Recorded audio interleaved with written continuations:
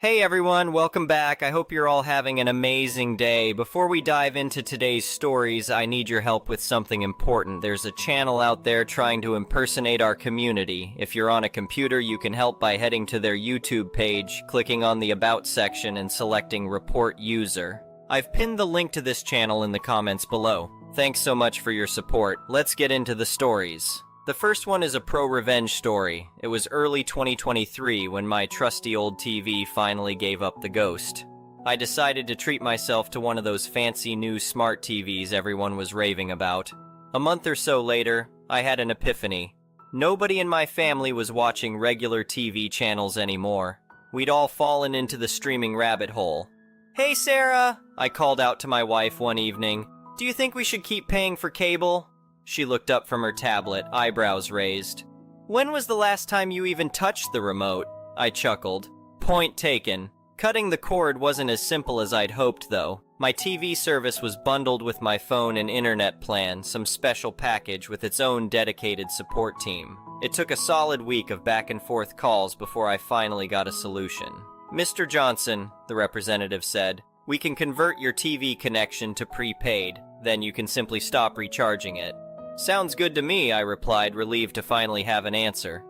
For the next few weeks, my phone buzzed with recharge reminders. Then came the message to return the set-top box. I promptly replied, and within days, a technician swung by to collect it. I thought that was the end of it. Boy, was I wrong. The calls started pouring in from various call centers, all pushing me to recharge. It felt off, nothing like dealing with the usual support team. A quick internet search revealed this was now standard practice in my area. The company had outsourced this part of their operation to a third party, who were working from an outdated printed database. "I'm sorry, but I've already disconnected my service," I explained for what felt like the 100th time.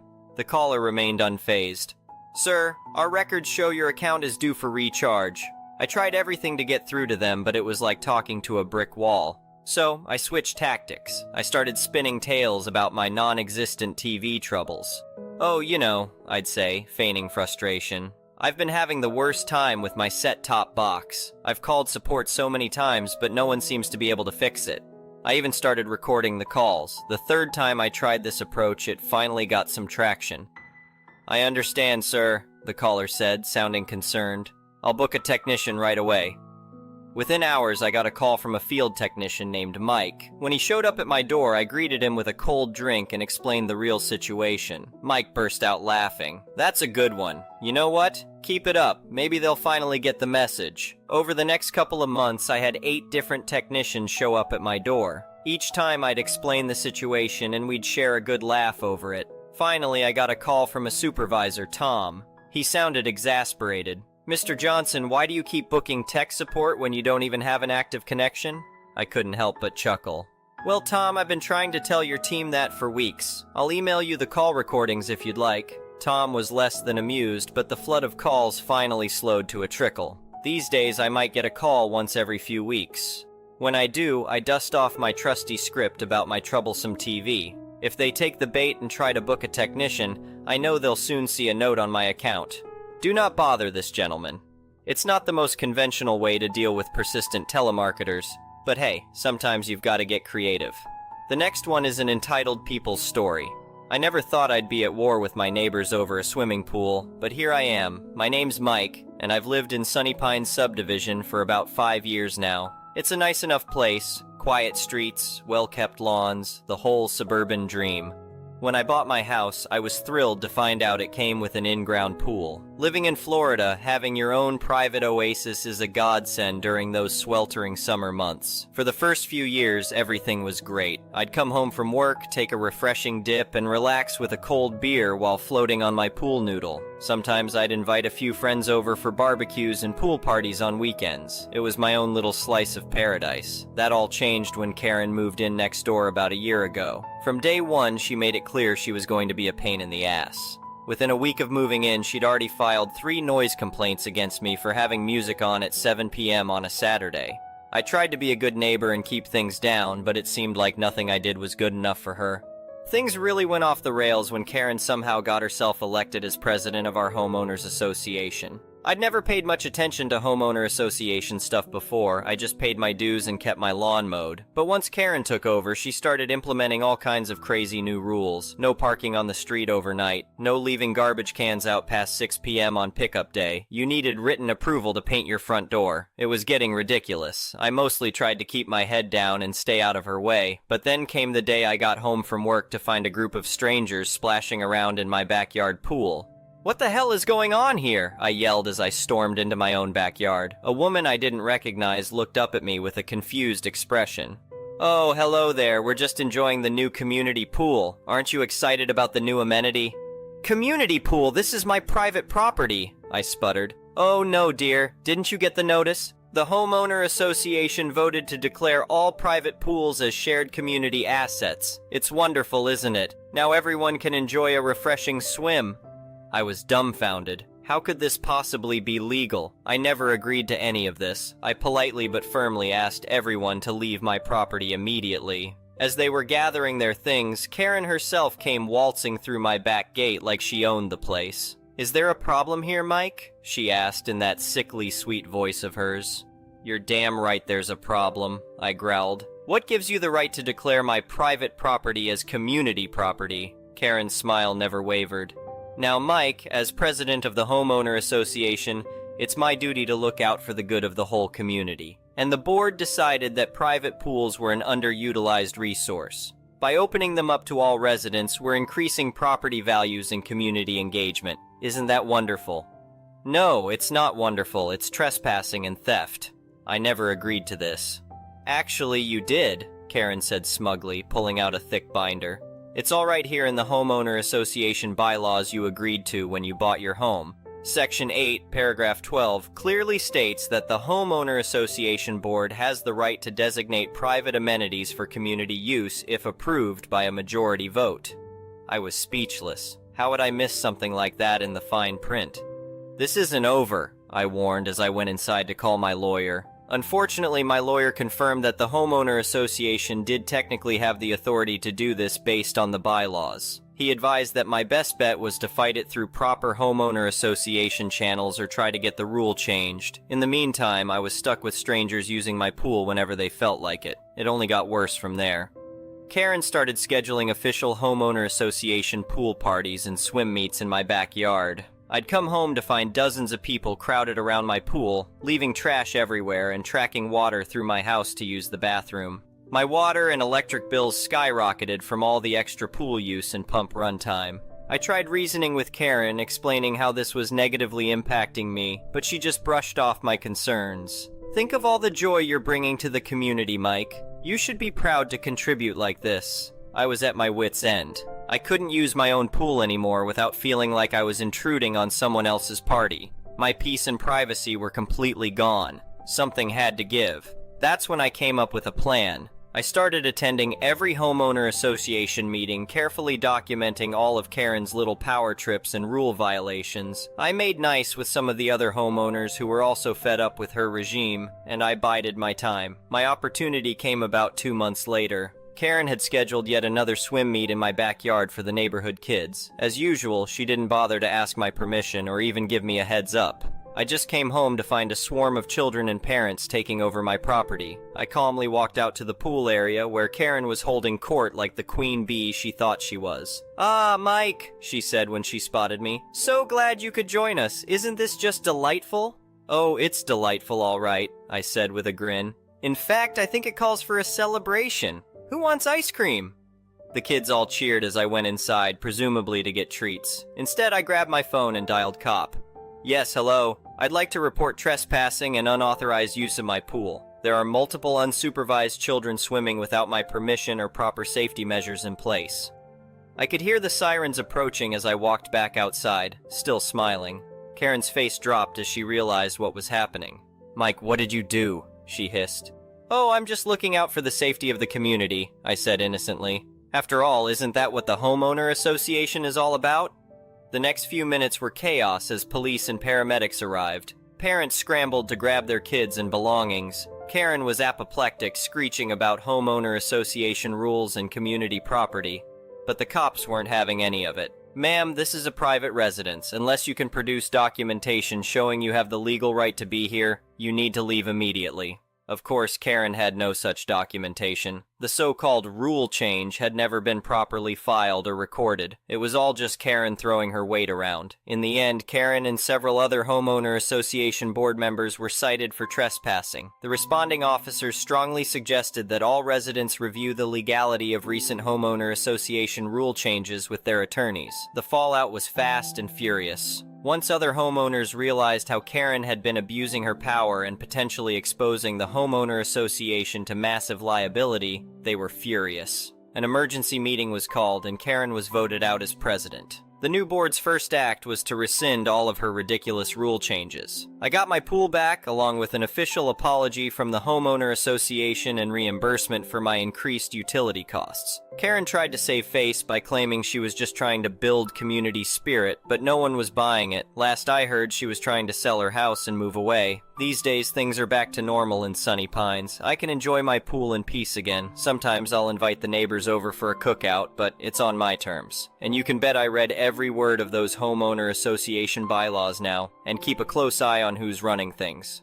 The moral of the story: know your rights, stand up to bullies, and never underestimate the power of a well-timed phone call to the authorities. Oh, and always be careful what you sign when you buy a house. You never know when someone might try to steal your pool. The next one is a petty revenge story. Back in the far-off days of '02, I lived in a duplex. The people in the other half of the duplex complained to the landlord all the time for nothing. As in, I was once woken up at 2:00 a.m. by my landlord calling to say that the neighbors reported me having a crazy loud party and keeping them awake. I was sleeping. I was alone.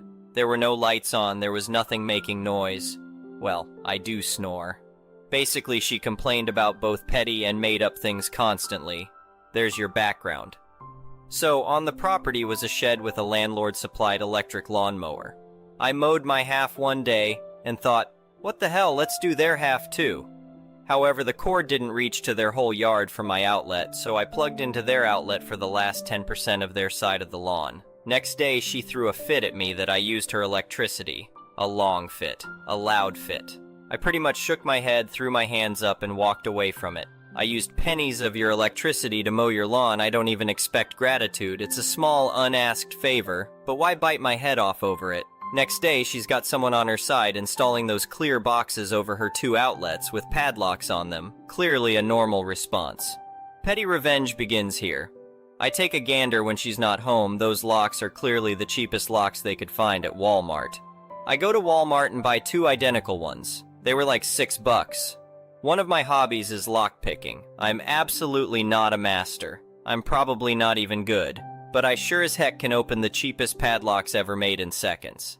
I replaced the locks with my own. Looks exactly the same. Took a few weeks, but looking out my window one day to see her with an overgrown lawn and hearing her futilely slamming a hammer against the clear boxes for a half hour made all the frustration worthwhile. Next time, shut up and take the favor. The next one is a malicious compliance story. Backstory. This is another story about Sam and Murad. My manager, Sam, is extremely chill and an outstanding leader. His manager, Murad, is a stickler for the rules. I work as an infrastructure and configuration manager and happen to be one of the more expensive resources on the project from my domain.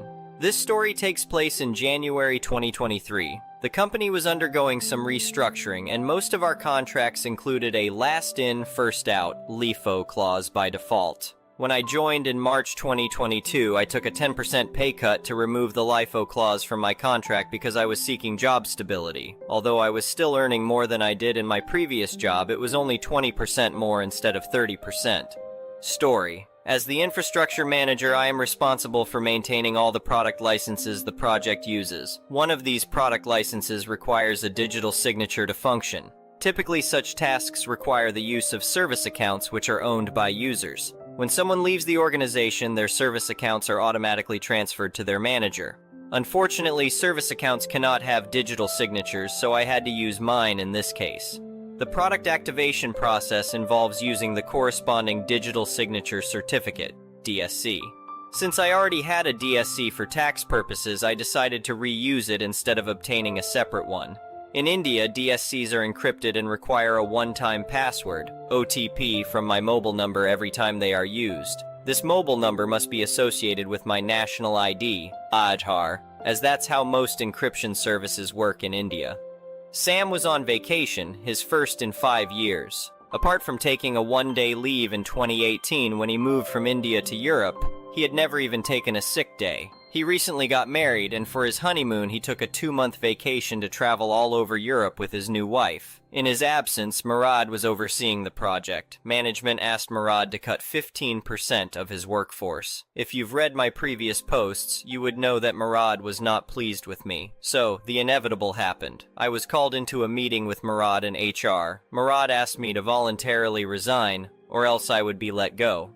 This is a tactic companies in India often use, as getting fired is considered a much bigger deal than simply losing a job. It's a cultural thing, I suppose. Being fired carries a stigma that most people want to avoid. HR usually tries to persuade people to resign voluntarily so that it doesn't become public knowledge that they were fired. This tactic often works well, as resigning saves the company from having to pay 3 months' salary, which they would owe if they were to lay off an employee. However, I knew better, so I refused his request. Murad was quite taken aback by this. Since I had called his bluff, he had to double down to show he meant business. By the end of the day, I received my termination email with instructions on how to return company property I had. Here's the MC. I replied to the email asking to schedule the return of the laptop promptly, as I needed to leave the city for a few days. Fake excuse. My objective was to have them pick up my laptop from my place and format it as soon as possible. This will be important later. By the end of the week, my laptop was picked up.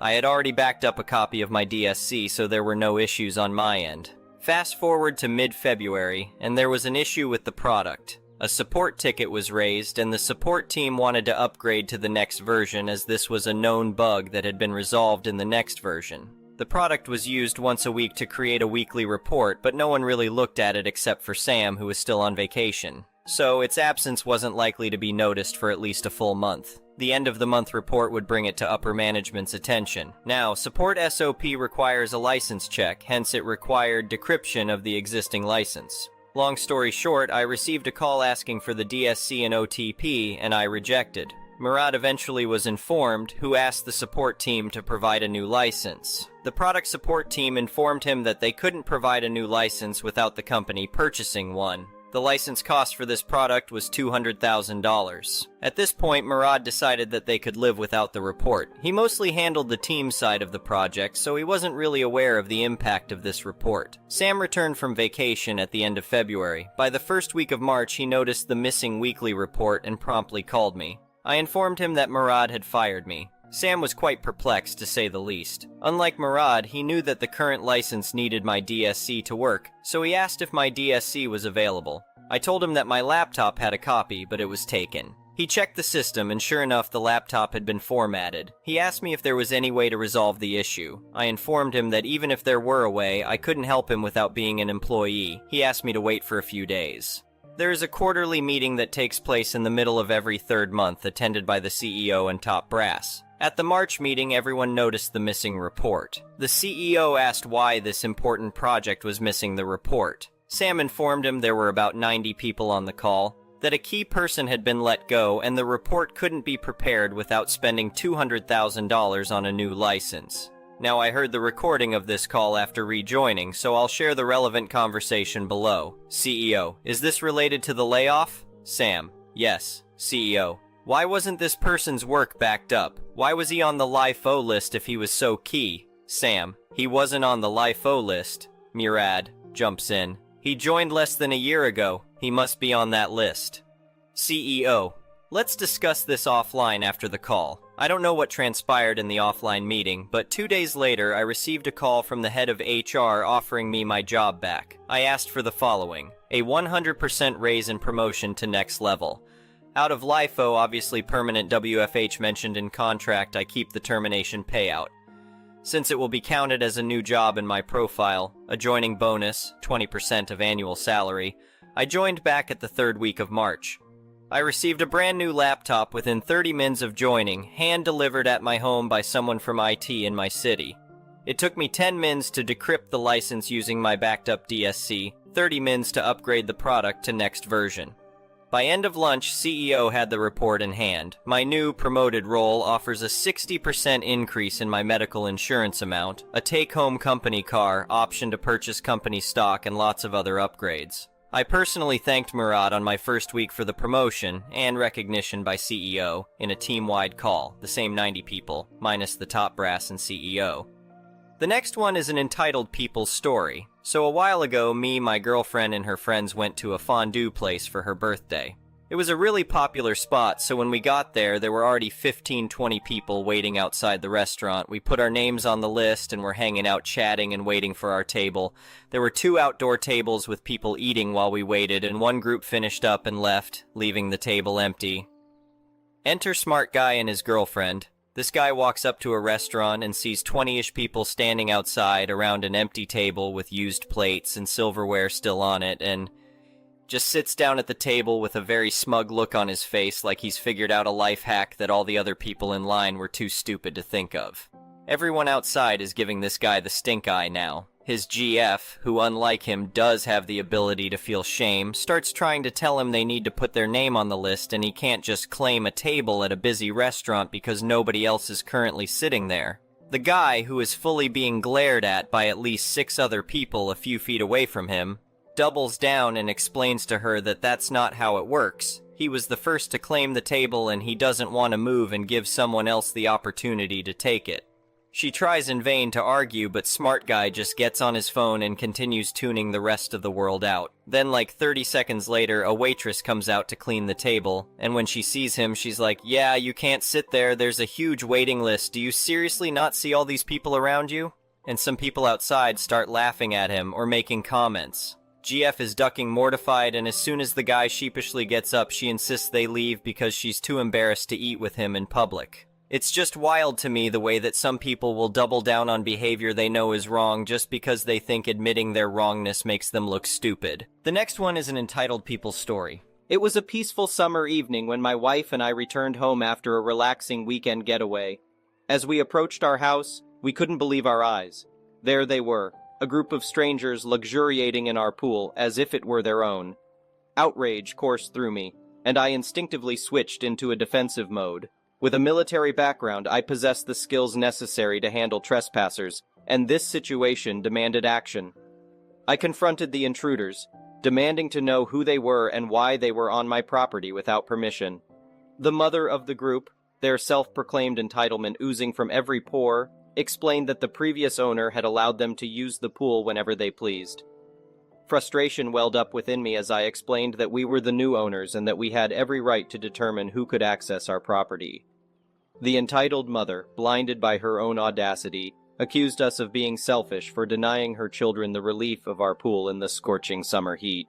It was a preposterous claim, considering the audacity of trespassing in the first place. My wife, typically mellow but equally incensed, retorted that the entitled mother must be a poor mother indeed if she couldn't provide cold water and fans for her own children. It was a well-deserved burn that fueled our determination to stand our ground. After the confrontation, the group stormed off to their house, leaving us with a foreboding sense that this was just the beginning. Our instincts proved accurate as a few weeks later, we discovered evidence of their intrusion. Empty beer bottles, a foreign towel, and even a used condom by our poolside. Enough was enough. Determined to protect our sanctuary, we took action. We installed a prominently displayed no trespassing sign and security cameras connected to our phones to monitor any unauthorized access. Our vigilance paid off when we received a notification one fateful Friday night that motion had been detected by the pool. We swiftly returned home, parking inconspicuously elsewhere to maintain the illusion of an empty house. Armed with the discipline instilled by my military training, I approached the trespassers with caution. My wife and I confronted them, demanding an explanation for their repeated transgressions. Their shock and fear were palpable as they hastily exited the pool, scrambling for their belongings. I made it clear that any further movement would be seen as a threat, even though I had no intention of resorting to violence. One of the girls tearfully pleaded to retrieve her clothes, and we tossed their belongings into the pool, a symbolic gesture that mirrored their disregard for our property. While my wife called the authorities, I ensured the intruders knew the consequences of their actions. The police arrived swiftly, and I calmly explained the situation, providing them with the evidence from our security cameras and pointing out the clearly displayed no trespassing signs. The law was on our side. The trespassers were charged with multiple offenses, including trespassing, indecent exposure, and possession of controlled substances. Justice was served as the perpetrators faced community service, hefty fines, and a restraining order to protect us from their entitled behavior. To add insult to injury, the entitled mother was held responsible for the expenses of draining, cleaning, and disinfecting our pool. Though some might label me harsh or vindictive, knowing that the entitled mother had to bear the weight of the consequences brought me a sense of satisfaction. Our sanctuary was restored, and we could finally enjoy our property without fear of invasion. The next one is a pro-revenge story. After years of hearing stories of problems with homeowners associations and having no tolerance for busybodies ourselves, my wife and I were both solidly in agreement that we would never purchase a home in an homeowners associations. When we finally did find a house and purchased it, we knew for a fact that we were not in an homeowners associations. However, just behind us, we learned there was a not really homeowners associations. About a week after we moved in, there was a knock on the door. One of the neighbors behind us announced that she was the president of the homeowners associations and welcomed us to the neighborhood. Seemed civil enough, but we asked, "What homeowners associations?" "Oh, we're behind you. The home behind yours is where the homeowners association starts." "Okay, that's nice. Nice to meet you." Just general pleasantries. We were hopeful. We were shocked even. Someone associated with the management of an homeowners associations that wasn't a complete busybody psychopath. How wrong we were. The way our lot was, there was a sliver of green space between our property line and the sidewalk, in a somewhat triangular shape. The street ran west-southwest, our property line ran due east-west. So there was a wedge of land there. We'd always been told that this belonged to the homeowners associations, yada yada. No big deal. Just meant we didn't have to deal with the upkeep of this land. Now that this setup is all in place, it's time to start the story of how we got the not really an homeowners associations dissolved. We had a couple of trees in our yard, literally on the property line, so we took responsibility for taking care of these things. They're massive. They're also a pain in the butt, incredibly dense, heavy, and because of the way the limbs grow, they're prone to splitting and dropping limbs. There was a huge limb that extended way out into the street adjacent to the green space owned by the homeowners associations. This thing was a major risk of dropping and severely injuring/killing someone. We didn't want that on our conscience or our insurance, and so we decided to take that limb down entirely, as well as clean out a lot of the deadwood in the two trees. Hired an arborist, they came out, did their thing. $1,400 later, we were left with some decent-sized rounds that we were going to move over the next weekend. I was out of town the first weekend after we removed the limb. I should note that the wood was neatly stacked in the green space on the bark dust, out of everyone's way, and in no way a hazard or eyesore. Enter the shrieking harpy president of the homeowners associations. My wife had stepped out the door the day I had left on my trip, and she pulls up into our driveway, rolls down the window, and starts yelling at my wife, "You need to move that wood now. That's private property of the homeowners associations. Move it now." My wife is not a confrontational type. She's also somewhat petite and tried to explain to the harpy that I was out of town and that we would be moving it as soon as I got back in town the next weekend. Nope, not good enough. She shrieks at my wife some more, and my wife ends up grabbing the wheelbarrow and somehow moves this stack of rounds. Some of them weighed close to 100 pounds, around the fence, up our driveway, and into the backyard. She was pissed, so was I. We knew where the harpy lived, so when I got back I went over to talk to her and explained that I was rather displeased with how she treated my wife. I didn't pound on the door or act aggressively. They wouldn't answer the door. Cowards. We knew they were home. This left us with a displeased taste in our mouths. The next spring, the hedge that was planted outside of our fence line wasn't maintained very well and pushed over 2 sections of our wooden fence. So I emailed the harpy and explained that their hedge had damaged our fence. "It's not our hedge." It's growing in your green space?" "That's not our green space." "Wait, what?" Then why the censor did you decide to screech at my wife last summer when we had the wood stacked there? Silence. Well, at that point, I fixed the fence so our dog wouldn't escape, after pruning the laurel back sufficiently that it wouldn't damage the fence again. And I started making some phone calls. I contacted the county and ended up speaking to about 7 different departments in order to figure out who actually owned that strip of land. After probably 2 weeks of trying to find the right people to talk to, I got to the roads division. The green space was marked as part of the right-of-way for the road, and therefore no one actually owned that space. So I can chop down that ugly, overgrown hedge that's encroaching on the sidewalk and knocking down my fence? Yep, said the kind gentleman from the roads division. As an aside, he asked, you mentioned something about there being an homeowners associations associated with the plots to the east of your property? Yeah. Well, part of what took me so long to get an answer for you is that it turns out there is no homeowners associations registered with the county there. So we were looking in the wrong place entirely. Wait, there's no homeowners associations there? No, there hasn't ever been one since that subdivision was built. Huh, interesting. And a plot was hatched. Plot was.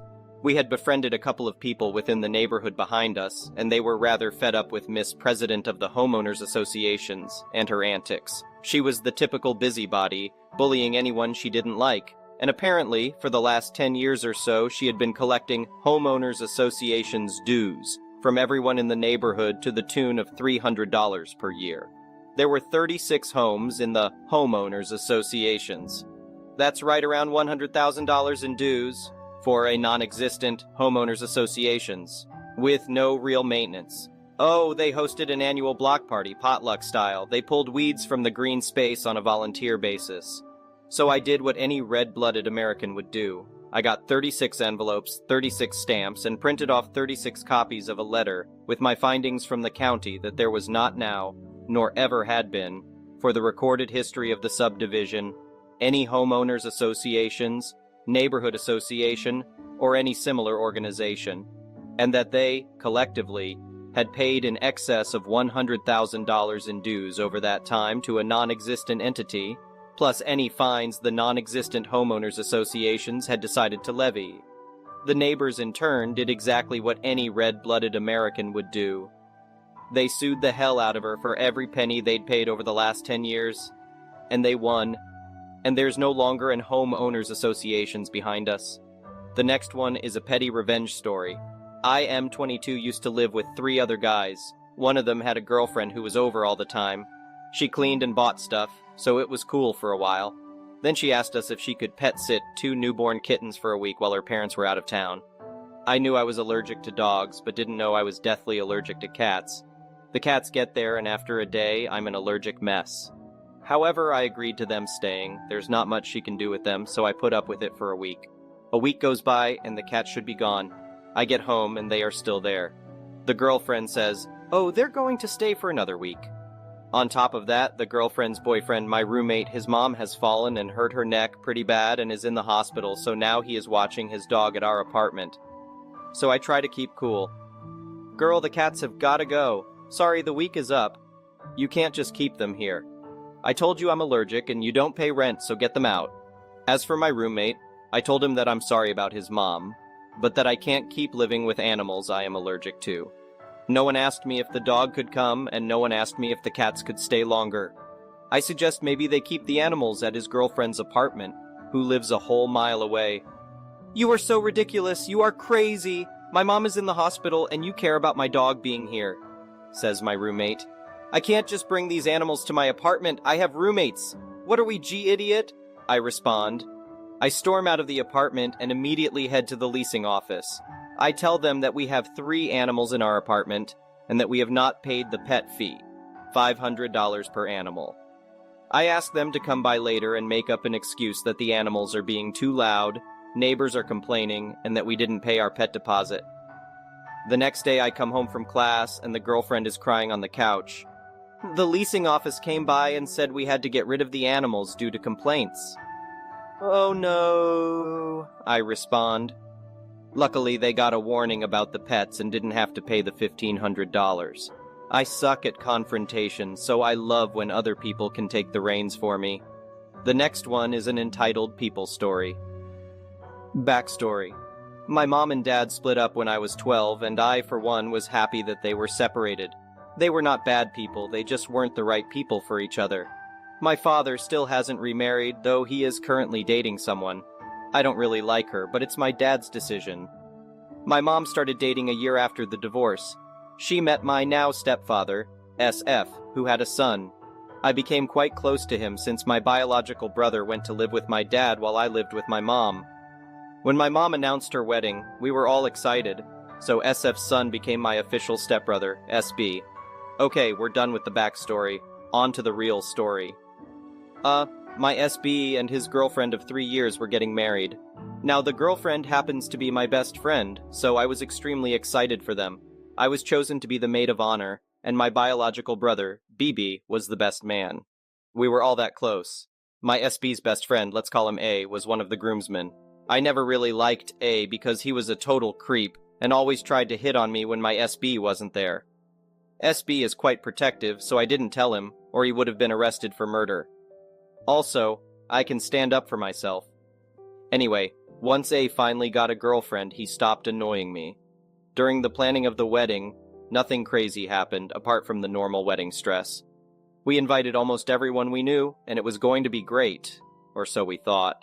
The big day arrived and everyone was ecstatic. The ceremony was beautiful and everything went great. Then the reception came. It was going great. The groom, bride, bridesmaids, and groomsmen were all seated at a table at the front of the venue, while the guests were sitting in front of us, so they were facing our table. Everyone was giving speeches and enjoying the food. Then, out of nowhere, A stood up and took the mic, saying he had something important to say. We were all confused as he had finished his speech, but we let him talk. I wish we hadn't. He asked his girlfriend to come up to the table, and I already knew where this was going. He started a speech on how much he loved her, and how they were meant for each other. She was smiling, but I think she didn't want this to happen now, of all times. Then he knelt down and pulled a ring out of his pocket, asking her to marry him. She said yes. They started running around, showing people the ring, while my best friend, BFF, looked like she was going to cry. My SB and BB were whispering to each other, but I couldn't hear what they were saying. Finally, my mom got up to remind everyone that this was her son's wedding, and that we should stop talking about someone else's engagement. Everyone was quiet. Suddenly, we heard this banshee scream. The girlfriend started screaming and crying, saying my mom had ruined her special day. Then, A began screaming at us too, claiming that he did nothing wrong. They got kicked out in the end. My brother lost his best friend that day, but he didn't really care because that idiot lost all his friends. I'm also going to be a bit petty and say they can't even have a wedding because of COVID-19, so I hope they're happy. The next one is an entitled parent's story. Allow me to introduce you to my late mother-in-law. I'll call her Carol, for the sake of variety. Though I've heard many stories about her, for the most part, I'll stick with things that I witnessed myself. There are enough of them. I don't think Carol ever met a New Age concept that she didn't like. Her expressed goal was to synthesize all religion, science, and mysticism into a unified whole, all of it. To this end, she amassed a large collection of books and stranger objects from her travels, with a special focus on healing.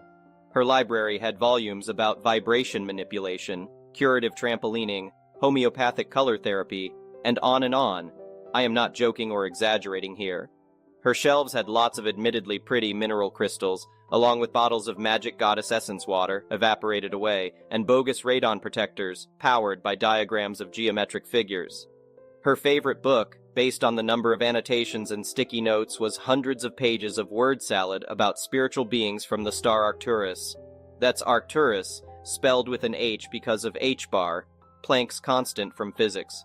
Except that Planck's constant is denoted by H, and h-bar is the reduced Planck's constant. It's important to get the details right when you're dealing with spiritual beings.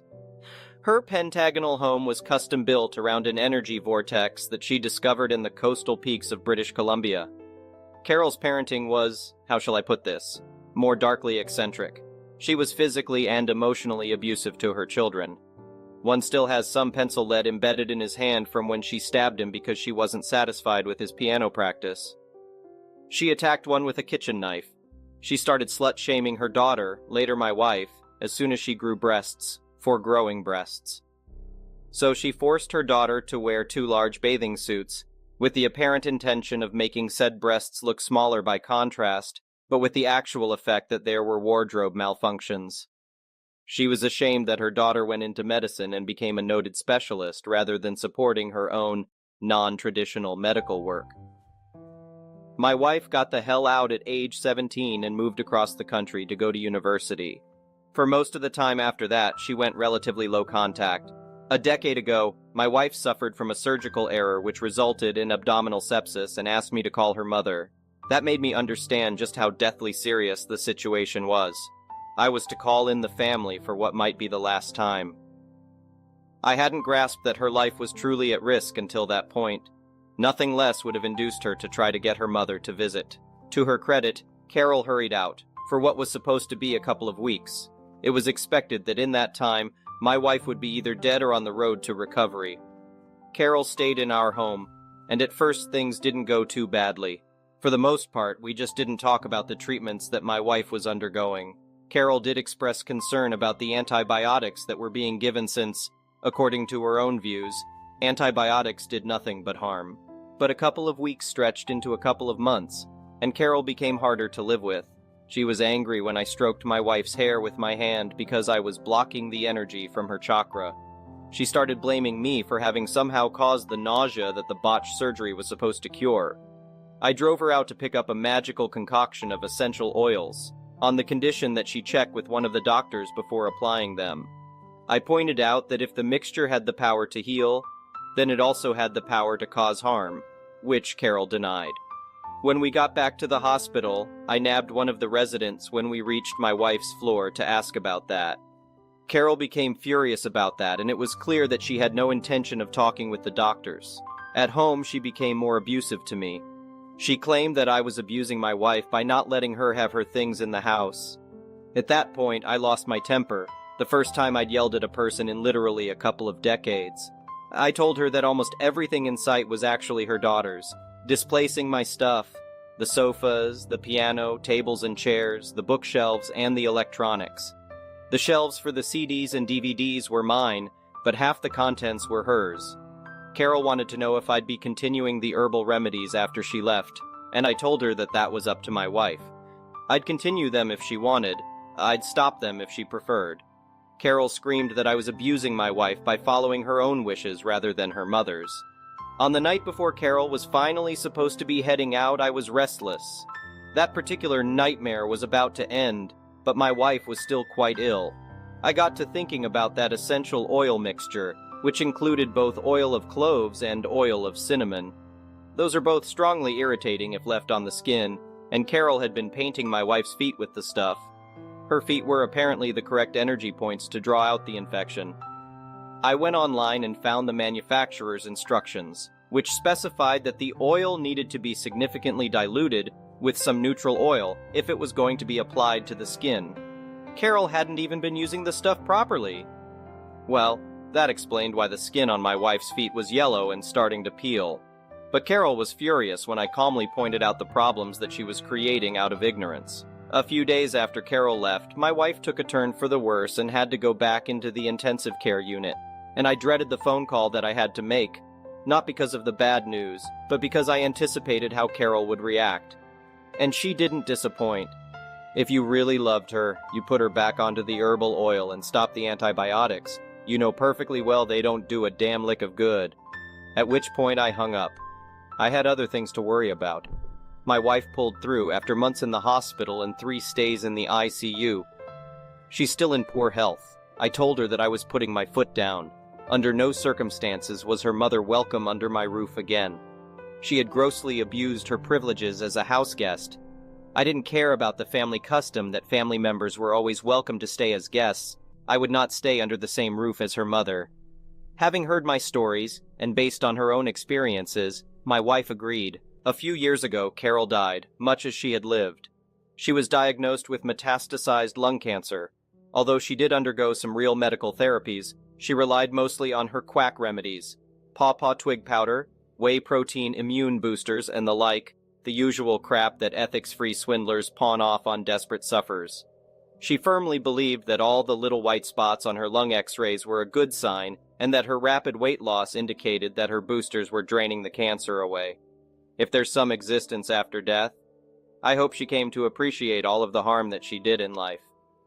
Except, a couple of nights after she passed away, I was driving from the hospital back to the Energy Vortex house. The rental car's navigation device suggested a shorter route than I'd taken to get there, but that route turned into a back road, into a rough road in the hills, into a track through the forest and in pitch darkness apart from my headlights, over a rocky bump and directly into a tree trunk. Luckily, I was traveling slowly and stopped in time.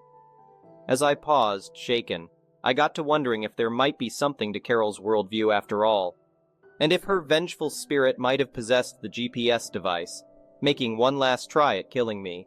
The next one is an entitled people's story. Once upon a time, in a bustling city filled with limited parking spaces, I found myself residing in an apartment complex with just a handful of parking spots. The struggle to secure a spot was a daily ordeal, as our small complex housed 8 units, each with the potential for 2 cars. You can imagine the chaos that ensued. To compound the problem, the assigned parking spaces were free, while the alternative across the street required constant payment. It was a situation ripe for exploitation, and exploit it my neighbor did, after she had already moved out. Allow me to explain. The girl next door had recently landed a new job within a 10-minute walk from our complex. It seemed like the perfect arrangement for her, as driving to work would incur additional parking expenses. So she cleverly opted to leave her car parked in our limited lot, saving herself a tidy sum. I couldn't help but think she was making a hasty decision by moving to a more expensive part of town, when a year of saving would have yielded greater benefits. Alas, my concerns were swept aside. Months passed, and a couple finally moved into the vacant unit next door. I naively assumed that the parking predicament would resolve itself, as our ex-neighbor no longer resided there. But alas, I was only half right. Her car was no longer occupying her old spot, it had claimed mine. Night after night, I returned home from my tiresome commute to find her car mocking me from my designated space. With her being at work during those hours, direct confrontation seemed impossible. Frustration built steadily within me as I was forced to resort to parking across the street and paying for overnight stays. The situation continued, each occurrence further fueling my irritation. The neighbor's constant disregard for my space weighed heavily on me, especially as I entered the tired and swollen state of pregnancy.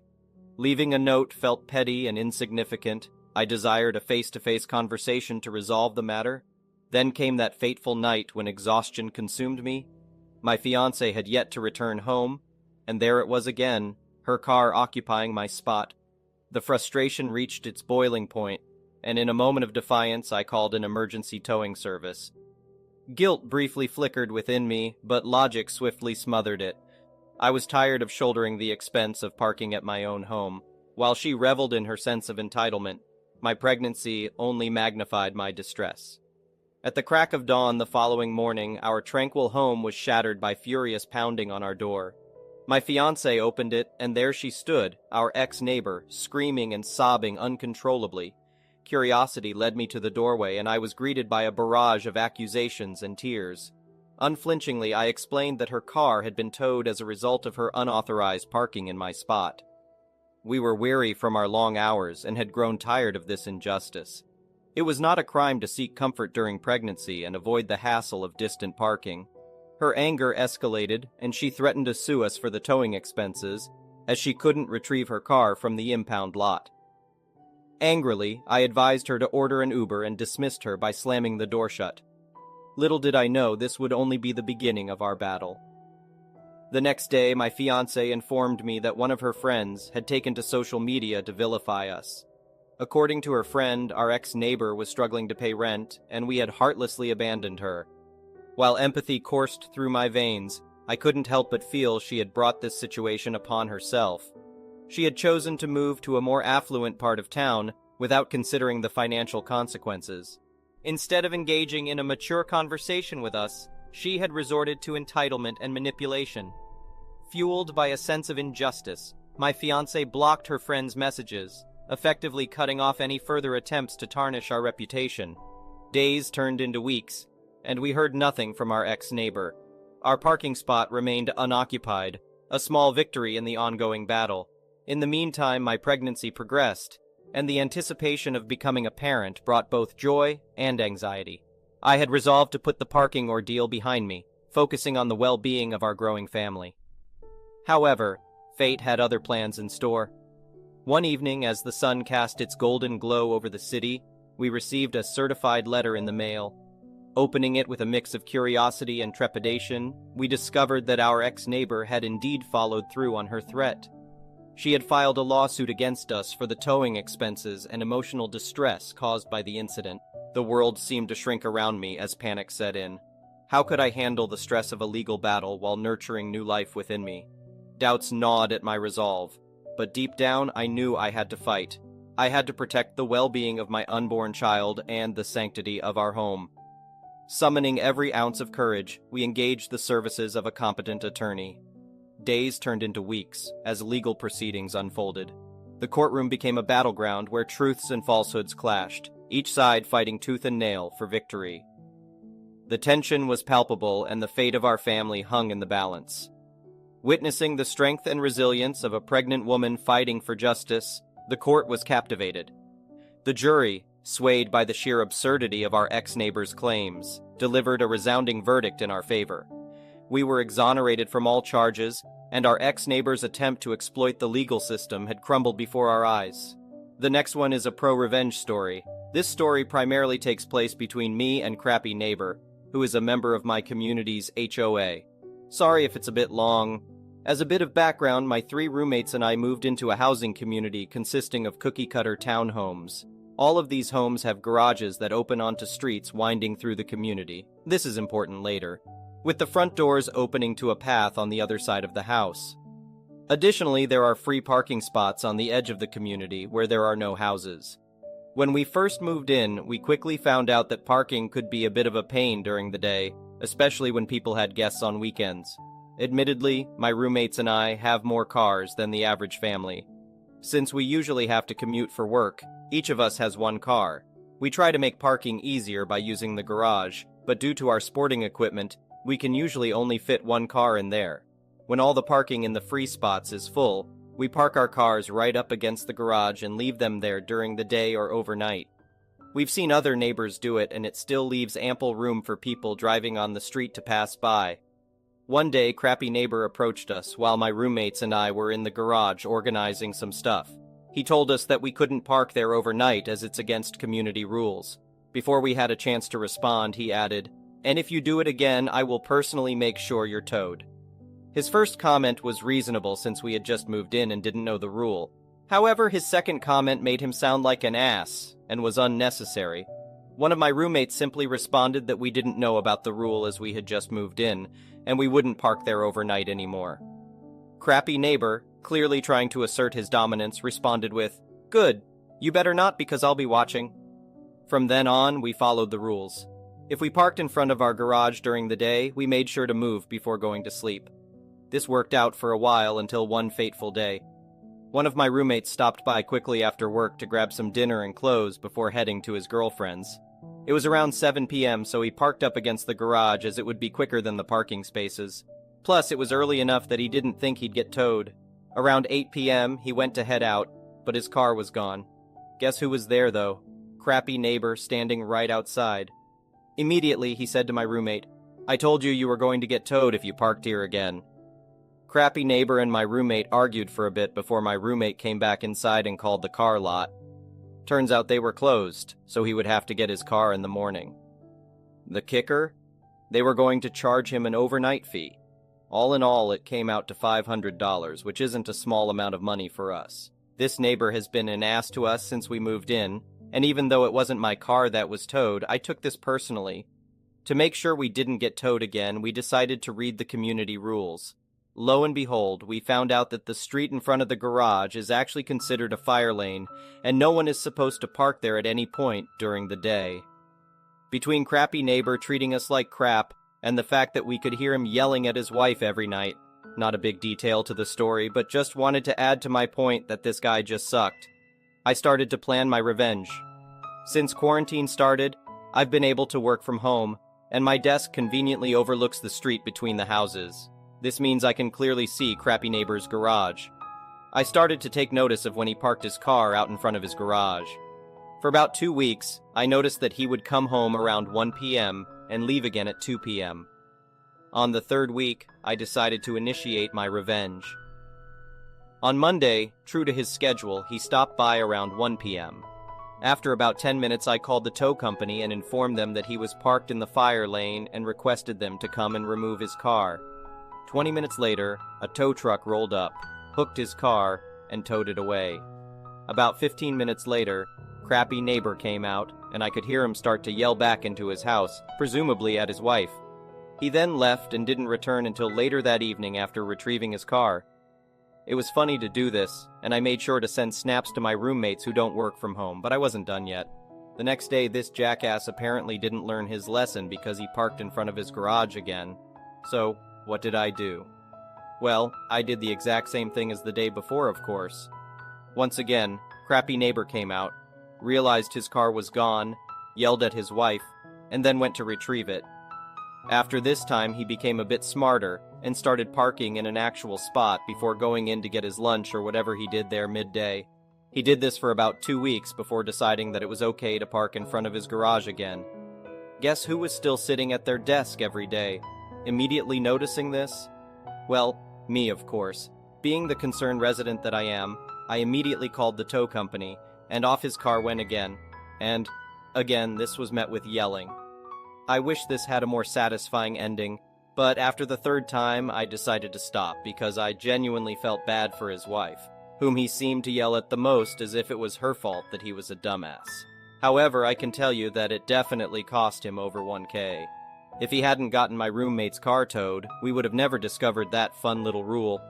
The best part was that many of my neighbors would have their cars parked there at the same time, and they'd never have their cars towed, which made it all the better when his car was. We've had several other encounters with him since this happened, and I have another ongoing story involving the actual HOA that I'll probably write about later. We'll see how that one ends up. The next one is a petty revenge story. My fiancé and I had been dating for 4.5 years. In that time, we bought a house together, adopted dogs together, and I put him through pharmacy school, med school, and lots of people don't realize that pharmacists get their doctorates or how competitive pharmacy can be. We fell even more in love. He's an amazing man, and I'm crazy about him. Imagine my excitement that after braving all of the ups and downs and watching life unfold as a team, he proposed. I was overjoyed, and through tears of happiness I said yes. And of course, our dogs were involved. It's a larger, slightly blush pink amethyst stone with a halo of topaz around it, set in rose gold. I loved it. It was perfect. The next day, I was attending a baby shower for my best friend in my hometown. I trekked my way there, and even though I tried to downplay the engagement because I wanted it to be about her, she made a mini announcement because I knew people who were there. Most people did a little congrats type thing, which was nice, except for her cousin. This girl, let's call her Amy, is super religious. Actually, everyone from my hometown is super religious, and I appreciate their faith, but I didn't like her judgment. She has voiced her opinions before about how people shouldn't live together unless they're married and all that jazz. So when she sauntered over, she took my hand in hers and scrutinized the ring. She more or less said that at least he was making an honest woman out of me, and that he had taken too long to propose. Then she kind of scrunched her nose at my ring and asked what kind of stone it was, with a little snobby half smile on her face. She also said that it was generic that he would ask me now that he's graduating because that's what everyone does. I don't know what came over me. I love my ring, and I've never been this mean girl, but I've known Amy for a while, and she's always been like this. She likes to say what terrible decisions other people have made, and how she always puts Jesus first. So that's why her life has turned out so well. She says it's because she has followed his plan, which ultimately led to her getting married ridiculously young to a guy who really isn't good for her at all and just leeches off of her. She had to put herself through school and work while he would go on long stints out of the country to find himself and follow God's path, which I really think meant bang other women. She married him in the middle of a college year before one of the times he left. I suspect to entice him to come back and have commitments here. Well, I went for it. I said, "Oh, he waited until he knew he could provide for me. It's a pink diamond." Her whole face changed from smug to envious. She practically threw my hand down and mumbled how happy she was for me. I looked up how big my petty lie had been later, only to find out that yes, pink diamonds are actually a thing, and the teeny ones are like $10,000. But hey, she doesn't have to know how poor we are. We are rich with unconditional love and loyalty, and that's why I'm happy to call him my future husband. Addition. I'm brimming with pride and excitement to show you my ring. Thanks for all of your support and well wishes. I hope it works. The next one is an entitled people story. In line at Costco gas, the lines are nuts because gas prices are crazy, and Costco gas is cheap and convenient. Everyone is on edge. The Costco gas employees have to periodically sweep the lanes and clean up spilled gas. Just like at the registers, when they close a line, they stop people from lining up in that lane. They finish serving the people currently in the queue, and direct other customers into different lanes, so they can block off the lane and sweep. I'm pumping gas, and see this go down. A woman drives around the cones, and into the lane they are sweeping as if she's exempt from the process, and is going to get gas. An employee guy jogs over and tells her in a normal tone, "Sorry ma'am, this lane is closed for the moment. Can you please pull around into a different line?" She asks, "Why?" He replies, "This lane is closed." He sees an empty spot not yet filled in the adjacent lane. "You can go there," and points. She starts screeching, "You don't have to talk to me that way. I don't appreciate it. Screech, screech, screech." A guy gets out of the passenger seat. The employee guy is babbling and pointing at cones, the empty lane, and the broom. The screeching lady turns into a cursing lady and starts dropping expletives about how he can't treat her like this and using profanity. The passenger guy gives the employee the finger. The employee looks around because he's in over his head. The cursing lady begins with, "Your manager is going to hear about this. You just lost your job. Screech, screech." She gets in her car and peels out, leaving. I finish pumping gas and go find a place to park. I Google the store's phone number and call. I press the number to speak with a manager. I ask for the manager in charge of the gas station. "Sorry, he's gone for the day. Can I leave a message?" Okay. Can I tell you then? I just saw this whole thing go down. In a minute, you're going to get a call from a lady claiming she was just disrespected by a gas employee and complaining up a storm. Let me tell you what actually happened from an objective observer, because there's no way this guy did anything wrong, and it's going to come down to his word versus the crazy lady's. "Okay, thank you for the heads up. It's nice to hear he was doing the right thing, and actually, your lady is on the phone with another manager right here, it sounds like, and I'll pass along your message. Thanks for calling." The next one is an entitled parent story. Okay, so I was talking with my current girlfriend and told her about this story that happened about 3 years ago. For context, I have a German Shepherd named Deuce. I got him as a gift when I was 21, 26 now, and he is the nicest dog you'll ever meet. He's nice around other dogs. I've never seen him bite anyone, and he loves kids, important for later. At the time, I was fresh out of college and had recently gotten a job at a tech company. I moved out to my current neighborhood, which was not only close, but had ample backyard space since Deuce loves to run. I found a house and moved there. After about a month of moving in, I saw one of my neighbors outside, a nice older fellow we'll call Hank. I approached Hank and struck up some friendly small talk before telling him about Deuce. His face immediately became worried and he said, "You might want to keep him inside. Karen hates dogs." I asked who that was, and he pointed to the house on the other side of mine and explained that she absolutely despises dogs, and once called the police on a man walking his dogs, accusing them of intentionally pooping on her lawn. I, of course, decided to laugh this off, said goodbye to Hank, and went back inside to check on Deuce. Fast forward a week, and I let Deuce outside in the backyard to run, watching him to make sure he didn't try to climb over the fences. He had tried doing this when my parents were watching him. I then see a kid approach Deuce from the other side of the gate. We'll call him LG for Little Goblin. So Goblin called over to Deuce saying, "Doggy, doggy," and I thought it was cute, so I went over to say hello. When I realized he had a wooden stake in his hand, he then slashed at my dog with it when he got close enough. But since he's a kid, his stubby arms couldn't reach Deuce through the fence before I called him back. I then went over and asked him what he was doing. Note, I wasn't even yelling, I had just raised my voice a bit. The kid, having realized he had been caught, threw the stake near his shed and ran back inside. I didn't think much of it and let Deuce back inside to double-check to make sure he was all right. That's when I heard a knock at my door. I opened it, and of course there was Karen with her little goblin behind her. "Are you the one who yelled at my kid?" I took a deep breath and said, "I didn't yell at him, but I did raise my voice a bit." She cut me off, saying, "How dare you yell at my baby?" I then tried to explain, "Well, miss, your baby tried stabbing my dog." She looked over my shoulder and saw Deuce laying on the couch. "No, he did not! My little gremlin would do no such thing. Besides, even if he did, your dog probably had it coming." This is when I started to lose my cool a bit and simply said, "What?" She then went on a rant about how that type of dog is dangerous and how people like you are the reason people get mauled by dogs. I simply ignored her and said bye, before closing the door in her face and giving Deuce a treat. About an hour later, there's another knock at my door.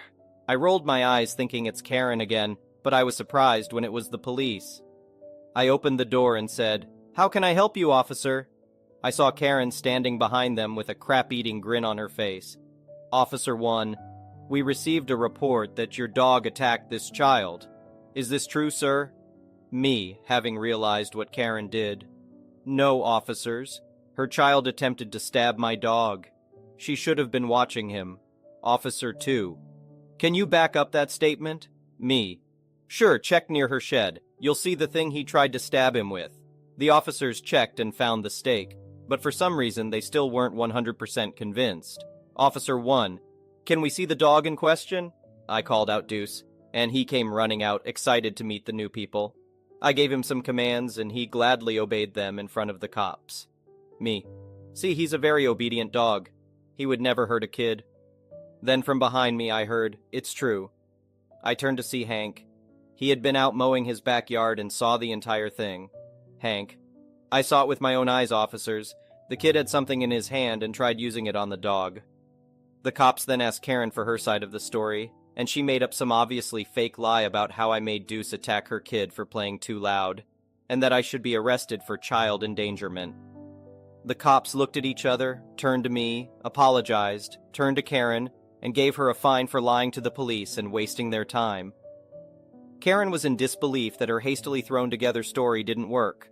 For the next week or so, anytime I would let Deuce out, I would watch him very closely. I got a few dirty looks from Karen and an email from her saying she was going to sue me for child endangerment and emotional distress. But nothing ever came out of it. Hank and I still talk about this event and laugh at it to this day.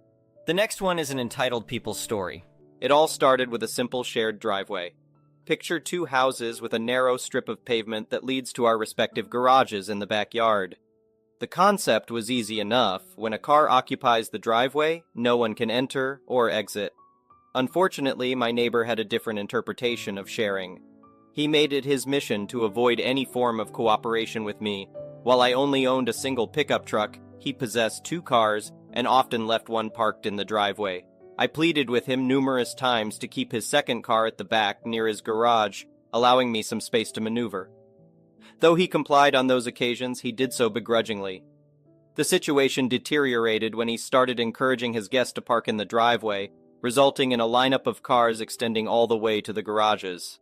Frustration built within me, and I reiterated the need for him to respect the shared space and find alternative parking arrangements for his visitors. He assured me that he would address the issue during the upcoming weekend, raising my hopes that we had finally reached a breakthrough.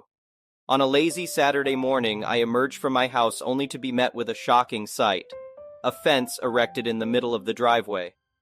My anger surged, and I stormed toward his front door, hardly containing my frustration. Upon his arrival at the door, I struggled to maintain a calm demeanor. Me, "What is with the fence?" Neighbor, "Well, since you seemed so concerned about the driveway situation and felt the need to meddle in my affairs, I decided to build a fence along the property line. It's important to note that the fence was not situated in the exact center.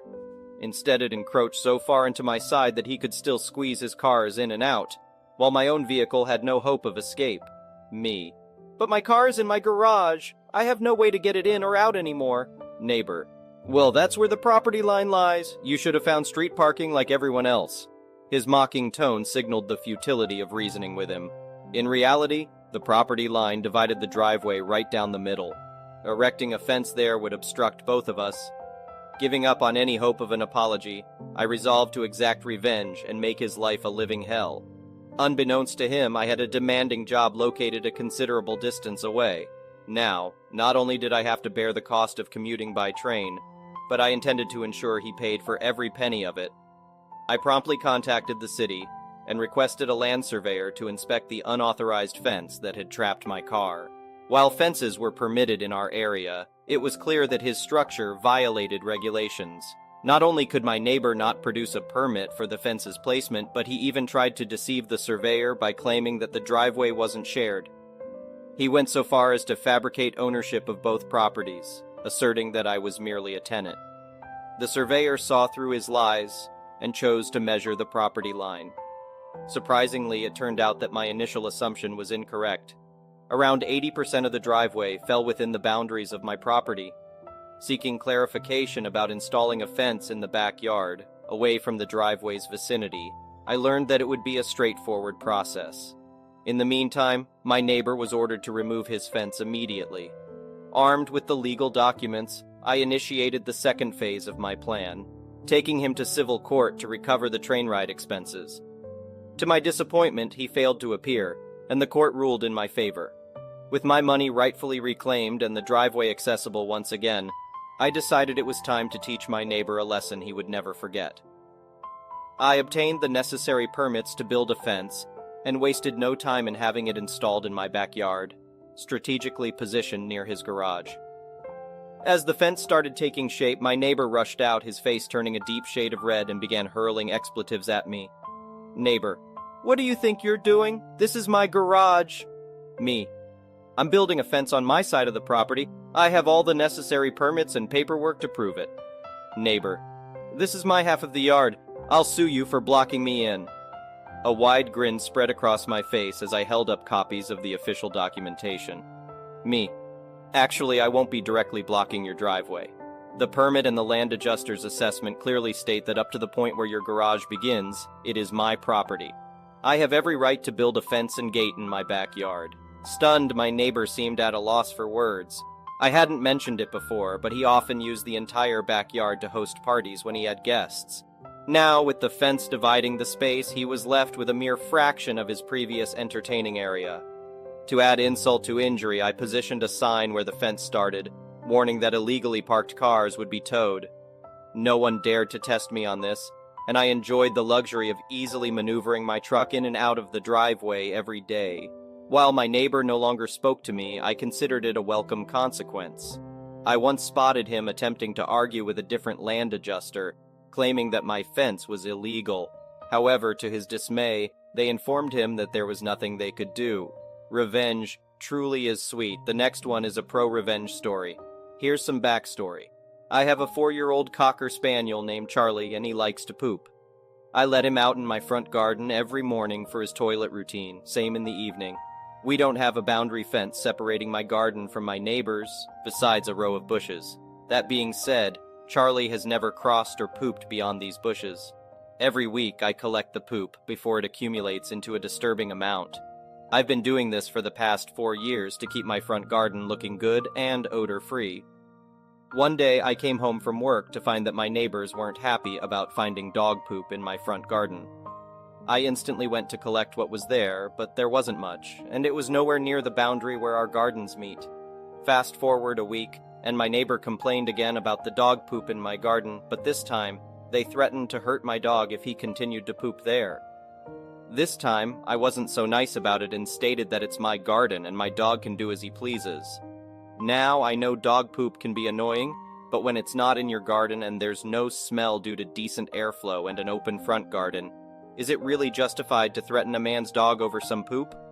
Anyway, after months of dealing with these petty issues and daily shade being thrown at me for having a dog, I decided to declare war on my neighbors. I knew these people pretty well. They had just moved in, and we let them use our Wi-Fi for a couple of months until they got theirs sorted. I picked up a few things about them, and one of them was how OCD they were. They mowed their back garden every week and painted the entire bottom layer of the house to match their fence. This was all the fuel I needed to exact my revenge. My first step was to start off small. I knew they liked things to match, so I painted my fence gate bright pink instead of matching it with my fence. This was my first small victory. They hated it so much they begged me to correct the color, so I did. I figured if peace was an option, it was worthwhile. Then the animosity began again. I had to come up with something so evil and yet genius that couldn't be traced back to me. This is when I planted over 5,000 dandelion seeds in their front and back gardens. I knew I was in this for the long game. I did this under the cover of night and made sure to plant them in places not easily mowed. Fast forward 3 months and their garden was covered in weeds. They grew through all the paving slabs and were scattered all over the garden. It took them over 3 days to clear the weeds and cost them around 100 pounds for weed killer. The next one is a petty revenge story. I work as a bartender in a small cocktail bar for some time now, and I'm usually chill, but bullies can still push my buttons in a wrong way. Before starting, I may be in the wrong for doing this, but it is what it is. A week ago, a bunch of guys came for a few. They seemed like okay dudes, early 20s, but the group dynamic was kinda off, introducing the main antagonist. Obnoxious guy, too loud, snapping his fingers at me when ordering, don't snap fingers at bartenders' kids, we're not dogs. Punching his friends in the shoulders all the time. A sportier, really aggressive version of a David Spade character he was. Next to David Spade sat the victim of most of his playful teasings. Silently enduring his crap, I really felt sorry for this fellow. He wasn't a drinker, but he looked like he would rather be drinking distilled devil's piss than continue sitting next to this macho maniac. He was really uncomfortable. David continued to bug him to take a shot at least. Come on, one with me, don't be a pussy, you idiot. Until, after a whole night of persuasion, finally my dude waved the white flag. Okay, let's do one shot together, then leave me be. 2 of your most ducked up shots, Spade shouted, snapping his fingers, while I imagined snapping his neck. Oh, you'll get a ducked up shot, buddy. I made these 2 layered shots, but while looking almost the same, they were different. David got stuff like Red Joxano Absinthe, 75% alcohol, Stro, 80% alcohol, Tabasco, 110% flaming diarrhea. Really nasty business altogether, and the other guy got mostly syrups, juices, harmless stuff. They looked almost identical. Red absinthe can pass visually as cranberry juice, Stro as a syrup from brown sugar, Sambuca as anything colorless, etc. They took their shots and all hell broke loose. The other guy chugged his shot like a champion, not even flinching. Why would he? He drank juice. But David Spade... Boy, oh boy. He looked like he'd have a brain aneurysm. Tears pouring from his eyes, coughing like his lungs want to come out. He had a face and a posture of a man who just got waterboarded with some sort of chili sauce. The other guy looked surprised until he caught a wink from me. But David Spade and the rest of the crew, now roaring with laughter about his misery, suspected nothing. They got their shots on the house, the poor dude was left alone, and David was a good boy for the rest of the night, deflatedly enduring small mockings from his fellows. Now, I may have used my powers in a wrong way, but this is the first and only time I messed with customers' drinks. And I regret nothing. He was rude, aggressive even, to everyone around him. Duck you, sporty David Spade. The next one is an entitled people story. Just found out why there were a bunch of flashing lights and loud sirens on the street behind mine last night, and I am gobsmacked. The family that used to live in the house behind mine, whoever so helpfully called the police on me after I gave them a heads up about their Wi-Fi, has moved out. A new family has moved in. Our houses are separated by a couple 100 feet and a brush line. I found this out because they came to talk to me last week about my smoking a joint before I go to bed on my porch, and how the smell is terrible and it's bothering them, and I just need to not do that.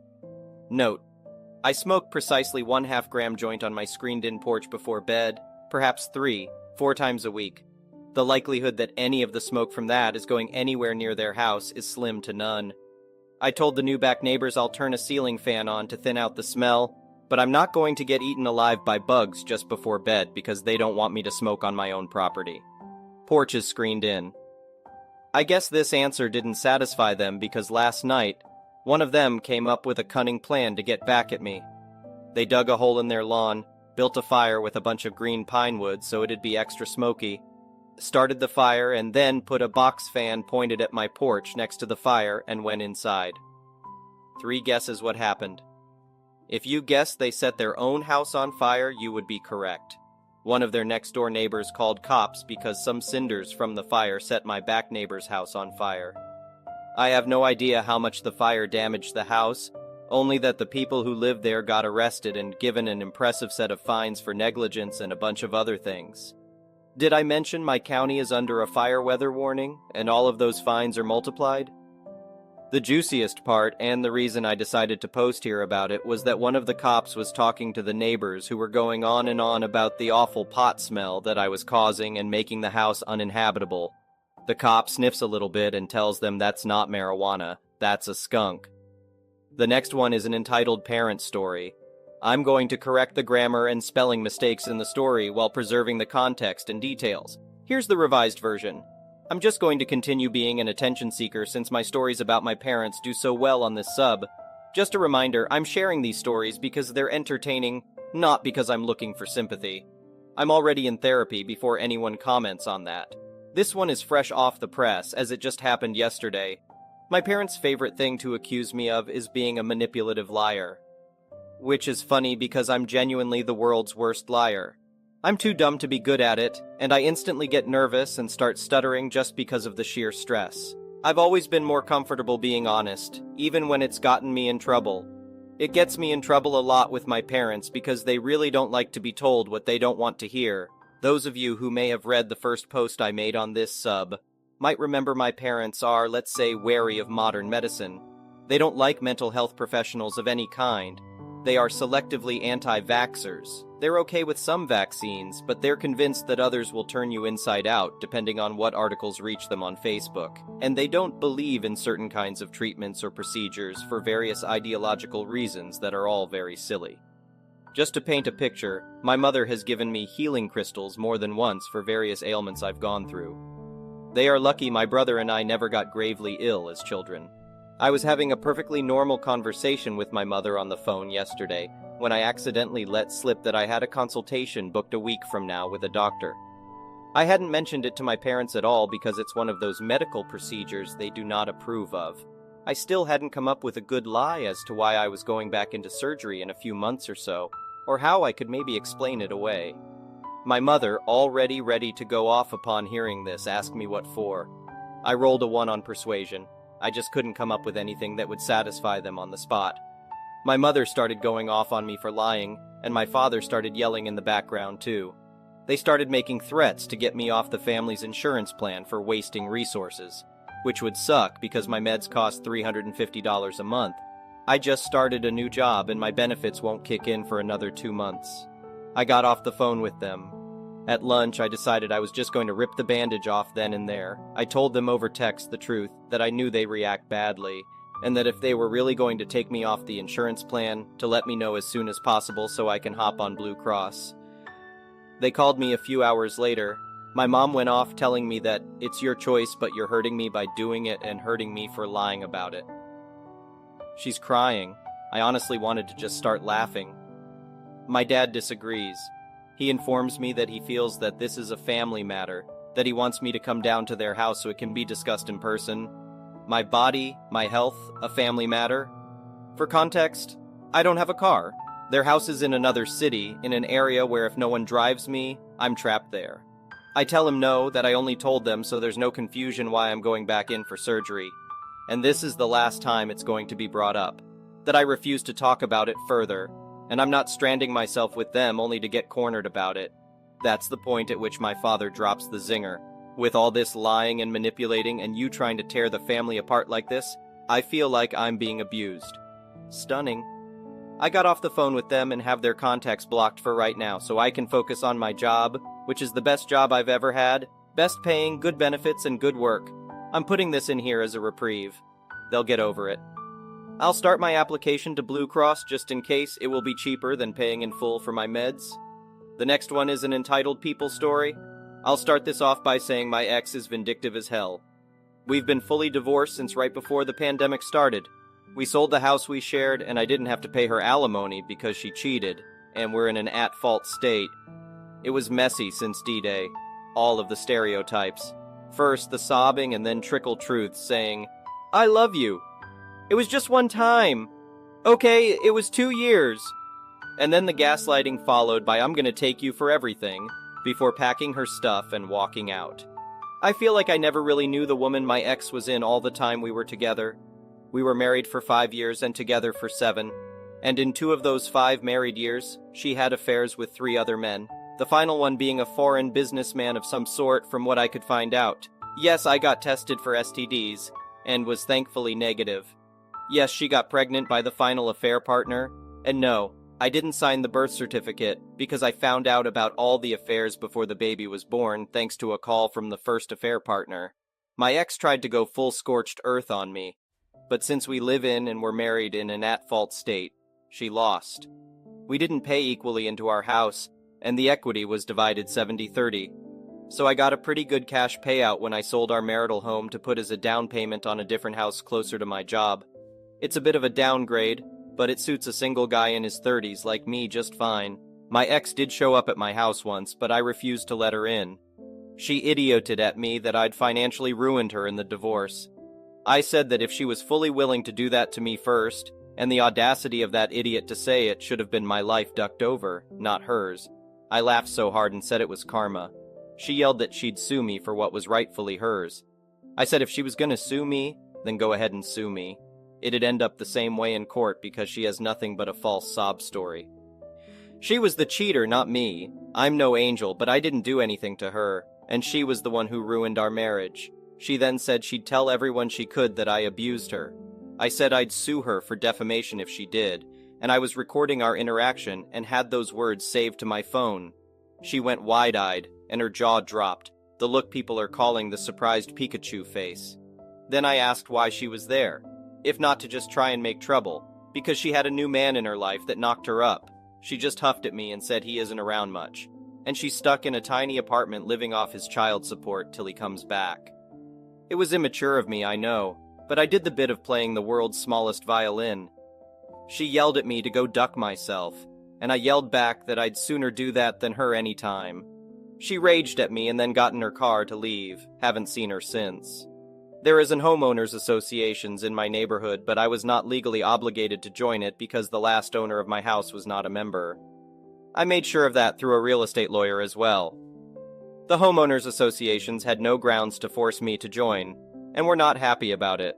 The homeowners association's president would show up with forms every week for the first month demanding I sign them. Then she threatened to take me to court, to which I had to get a C&D sent to her from my lawyer to make her stop that. So she started harassing me by looking for any infractions she possibly could to report to the city. An inspector came out several times and found nothing wrong. In fact, I offered one of them a burger while grilling, and they graciously accepted. Did I mention the homeowners associations hates barbecues and parties that aren't approved in advance? Well, they do. And I like to grill when the weather is good. And my neighbors actually love me for it because I invite them over. I had the police called on me several times for noise complaints because I was playing music on a Saturday afternoon while having my friends over. The homeowners association's president I caught trespassing once when she was trying to peer into my windows. I called the police, but she denied ever doing it, so I got cameras. She hasn't trespassed since. But I still got repeated passive-aggressive letters saying my cameras were not an approved addition to my house. Some months ago, I started getting letters for fines in the mail, and when I contacted the homeowners associations, their representative claimed they had it on record that I'd joined and needed to pay all fees effective immediately. I told them that was not possible. Then they emailed a scanned copy of the forms, and they had a signature on them, but it was not mine. It was very similar in some ways, and I recognized right away that it was my ex's handwriting. She knew what my signature looked like, but it was a loose imitation at best. I got in touch with a lawyer right away over the forged signature. But the homeowners association still demanded to go to court, and it took 7 months before that happened. Meanwhile, they were stacking unpaid fines against me weekly and threatening to put a lien on my house. We went to court, and the homeowners association's president looked very smug. But my lawyer pointed out how the signature wasn't the same as mine and was very inconsistent in the various forms. I'd never allowed the homeowners association's president into my house, and I'd never requested the forms. The idiot homeowners association's president actually slammed her palm on the table and said it was still binding, but when pressed where the fraudulent signature came from, she admitted my ex-wife called the homeowners associations, and they sent her the forms, then got them back in the mail signed. But then she actually claimed she thought I'd signed them.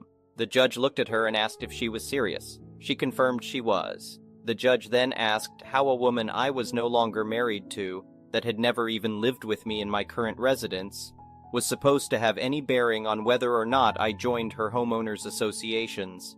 She went quiet, and I could see the "oh crap" look on her face as the hamster wheels were turning and she seemed to finally mentally put the pieces together. My lawyer then counterclaimed that what the homeowners associations did was blatant fraud and legal actions must be taken. And they were. I countersued the homeowners associations for the emotional distress of the harassment I'd received since moving in, which I had lots of proof of. That won me about 10 grand after lawyer fees that I decided to put towards my mortgage. The homeowners association's president was removed from her position. I like to think she was kicking and screaming. She was also slapped with a hefty fine. I've seen her outside a few times, and she always looks at me like I am the devil. The homeowners associations itself had to pay all of my legal fees too. I wanted to go after my ex for forging my signature, but I can't because not long after she forged my signature on those forms, she apparently left the country to be with her third affair partner. She's somewhere in Europe from what I can see of the final posts on her Facebook before she disappeared. So I can't do anything against her unless she ever returns to the US. So that was a wash. I'm not getting letters from the homeowners associations anymore, though, and the new president has promised to keep things completely cordial from now on. I still don't feel like I got much of a win in this, though. Other than the 10K payout, it all felt like a huge waste of time. Thank you for watching. I would really appreciate it if you could like the video and subscribe to our channel if you haven't already. We'll see you again tomorrow.